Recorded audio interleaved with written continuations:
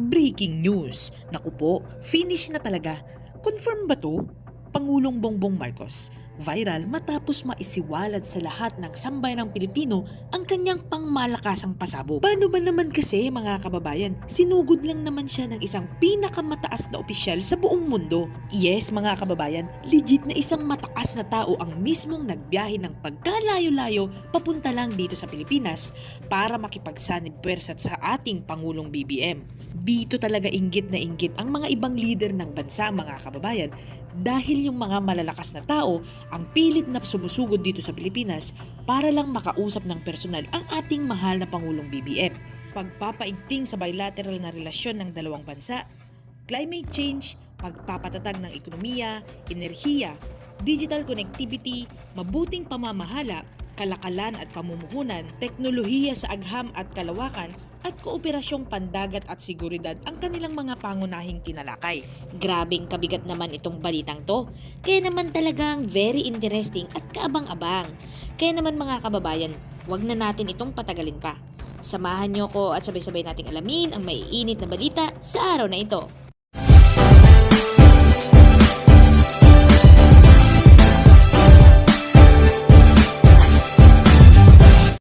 Just in. Nagpahayag ng kanyang pasasalamat si Pangulong Ferdinand R. Marcos Jr. kahapon August 22, 2024 kay European Union Ambassador to the Philippines Luc Serge Gustave Eugene Veron para sa kanyang tungkulin sa pagkamit ng much deeper interconnection sa pagitan ng Pilipinas at European Union.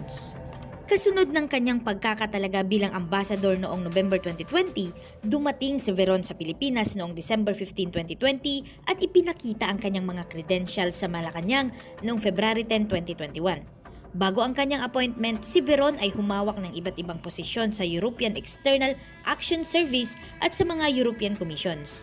Sa panawagan kahapon, iginawad si Veron ng Order of Sikatuna ng mga ranggo ng Grand Cross, Silver Distinction para sa kanyang makabuluhang kontribusyon sa pagpapalakas ng relasyong bilateral ng Pilipinas at European Union.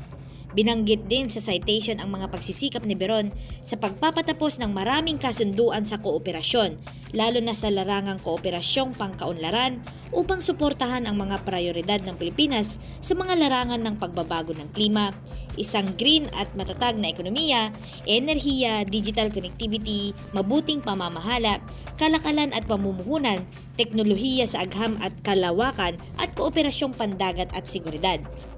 Para sa kaalaman ng lahat, ang European Union ay isang matatag na katuwang sa pagpapaunlad ng Pilipinas sa pagkamit ng mga layunin nito sa pag-unlad at pagpapalawak ng suporta sa pamamagitan ng iba't ibang paraan sa proseso ng kapayapaan at pag-unlad sa Bangsamoro Autonomous Region in Muslim Mindanao. Tungkol naman sa isyu ng West Philippine Sea, nagpakita ang European Union ng malakas na suporta para sa Pilipinas kasunod ang mga agresibong aksyon ng China sa mahalagang daluyan ng tubig, kung saan ang bansa ay nagpahayag ng pag-asa para sa patuloy na suporta ng European Union sa pagtataguyod ng isang makabatay na mga paraan ng international na kaayusan at tuntunin ng batas, lalo na ang 1982 UNCLOS at ang 2016 Arbitral Award. At ito pa mga kababayan, nagbigay din ang European Union ng 1.2 million euro o mahigit 76 million pesos sa humanitarian aid sa mga pamilya sa lugar na pinakamahirap na tinamaan ng bagyong Bokchoy at Karina noong nakaraang buwan. Noong nakaraang taon, ang kabuoang kalakalan ng bansa at European Union ay umabot sa 16.163 billion US dollar na may mga pag-export na nagkakahalaga ng 8.37 billion US dollar at ang pag-import na umabot naman sa 7.78 billion US dollar. Kabilang sa mga nangungunang export ng Pilipinas at EU ay ang digital monolithic integrated circuits, mga aparatong semiconductor na ginawa mula sa materyales sa batayan ng pagpapadala, langis ng nyog o ang tinatawag nilang COPRA, crudo, input at output unit, naglalaman man o hindi ang mga storage unit ng parehong pabahay at mga unit ng imbakan. Samantala, ang nangungunang import ng Pilipinas sa EU ay kinabibilangan ng mga eroplano at iba pang mga sasakyang panghimpapawid, materyales, accessories at supply na nag-import sa isang consignment basis para sa paggawa ng mga dyes, mga gamot, nakakain o entrails or internal organs ng baboy, at Digital Monotonic Integrated Circuits. Noong 2023, ang mga inaprubahang pamumuhunan sa EU mula sa investment promotion agencies ay umabot sa 13.4 billion US dollar. Samantala, sa ibang balita, sinabi kahapon din ni Pangulong Ferdinand R. Marcos Jr. na ang pagpapauwi sa dalawang kasamaan na nadismiss na mayor ng Bamban Tarlac na si Alice Guo ay isinasagawa na sa pagkikipag-ugnayan ng pamahalaan ng Indonesia. Sinabi ng punong ehekutibo na iuwi ang dalawa sa loob ng isang araw o dalawa. Ginawa ni Pangulong Marcos ang pahayag sa sideline ng meet and greet with the Filipino Paris Olympians sa Palasyo ng Malacanang kahapon nang hingan ng komento sa pag-aresto kay Cassandra Leong at kapatid ni Alice Guo na si Sheila. Si Ong ay iniulat na kinatawan ng Philippine Offshore Gaming Operator or POGO Hub sa Lucky South 99 sa Pampanga na sinalakay ng mga otoridad noong July.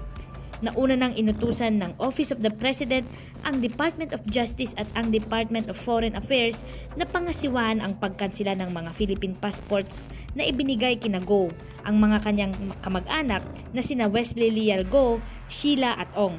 Nauna nang nanindigan si Pangulong Marcos na mananagot ang mga tauhan ng gobyerno na tumulong sa pag-alis ni Go at ang kanyang mga kasama. Umalis daw ng Pilipinas si Go noong July 18 gamit ang kanyang Philippine passport. Lumipat siya sa Singapore at pagkatapos ay naglakbay sa Indonesia. At para sa update ng balitang ito mga kabayan, tuluyan na ngang nakabalik ng Pilipinas sila Cassandra Leong at Sheila Go matapos maharang ng mga otoridad sa Indonesia. Sila ngayon ay kasalukuyang sumasailalim sa inquest proceedings ng Bureau of Immigration bago sila sumalang sa NBI.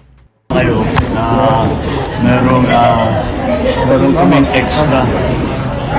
Baka nagtatanga kayo ba't meron kaming extra event after dumating na yung mga ibang Olympian. Ay dahil nung nagpa-reception kami dito, wala sila nagbiyahe. At nagka-mix-up, huli na yung pagkasabi sa kanila, hindi na sila nakauwi. Kaya sabi namin, pareho naman yung kanilang pinaghirapan. So dapat isama rin natin dun sa lahat ng mga pagtanggap sa ating mga Olympian na ating ginawa. Sayang na, hindi din lang abutan yung parada. Pero at least lahat ng everything else nagawa nila. So, we're happy we were able to do something extra. But there's something not related to the first one. Okay? Kahapon, birthday ni Bang Samuel. Kumusta ang birthday niya? Ano pong regalo ninyo? Paano mo po na-spend yung birthday ni Bang FL? Ang birthday, laging si First Lady, pag birthday niya, nagtatago lagi. Pero gusto niya tahimik lang. Kaya yung party niya was last Thursday pa. Nag-birthday party na siya. Para makalis na siya, babakasyon na siya. So, that was, galing na ako doon. We came from Baguio. We stayed in Baguio for her birthday. Very quiet. Family lang. Anong regalo mo sa'yo? Anong regalo niyo po sa kanya? Tanong mo na lang sa kanya, baka gusto niya ipakita sa inyo. I'm sorry?